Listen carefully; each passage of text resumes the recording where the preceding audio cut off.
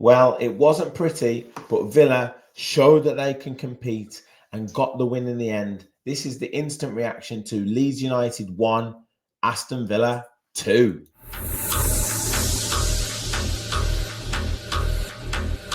Let's go.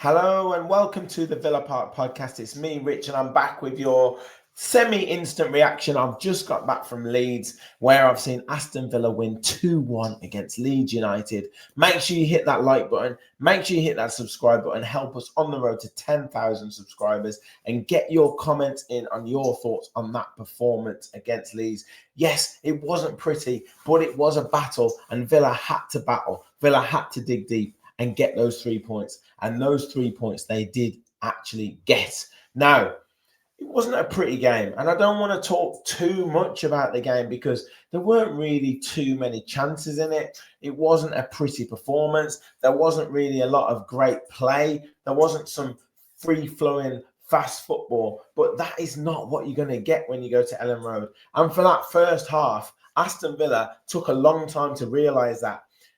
The way that we started the game as if we thought, oh, this is going to be an easy one. This is because we're just going to be able to pass the ball around. We're just going to be able to play our pretty patterns of football and we're going to be able to just attack at will against Leeds and get through it well. But that was not the case. Leeds were well up for it. They knew that they had to bring it down to a battle. They knew they had to win second balls. They knew they had to put it on Aston Villa. And you know, we missed Amadou Onana. That was the big change for Aston Villa. Yuri Tillemans and Boubacar Kamara in that midfield with Rodgers, McGinn and Emi Buendia ahead of him with Ollie Watkins up front. And to be honest, we didn't cope with that very well. That central midfield area, we just couldn't get the ball to McGinn. We couldn't get the ball to Rodgers. We couldn't get the ball to Emi Buendia. And it was no real surprise when Leeds took the lead. And it was a scrappy goal. There's probably a lot of debate over it. Was it offside? Was there fouls in there? Was there a foul on Emi Martinez? But look, at the end of the day,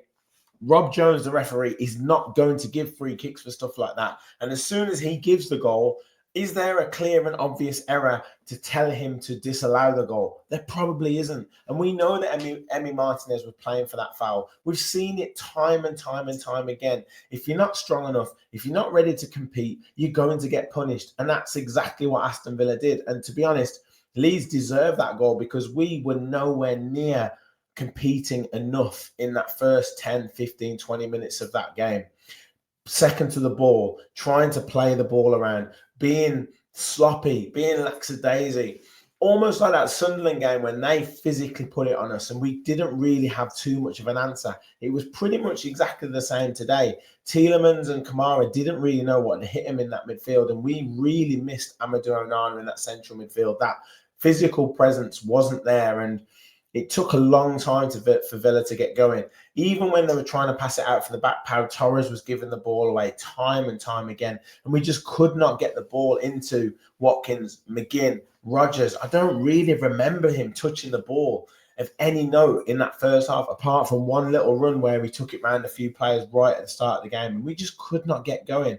However, there were some slight signs towards the back end of that first half because Leeds had put so much into that game in that first 40 minutes that there was no way they could keep that pace going. And Villa started to get more into the game, started to have a little bit more possession. And Ollie Watkins had an effort from outside the box, actually, that curled and probably should have gone in. It was a good effort. And that was probably the sign of things to come for Aston Villa.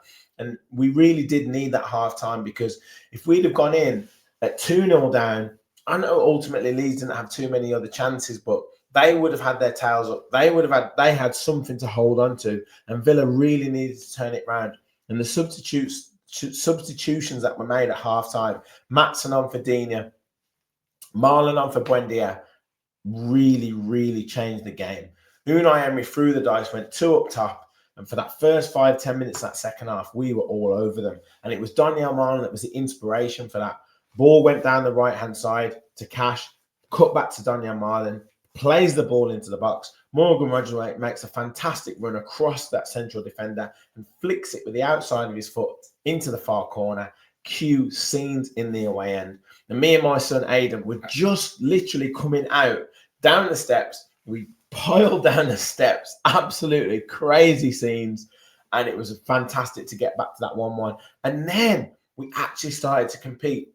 I mentioned on Twitter, Boubacar Kamara had won lots of duels in that game. I would bet that he won the majority of those duels in that second half, because in that first half, he did not compete at all. He needed to realise he was in a battle against Leeds United. And in that second half, he realised he was in a battle, started to win duels, started to get us moving forward, and really started to control and dictate the game.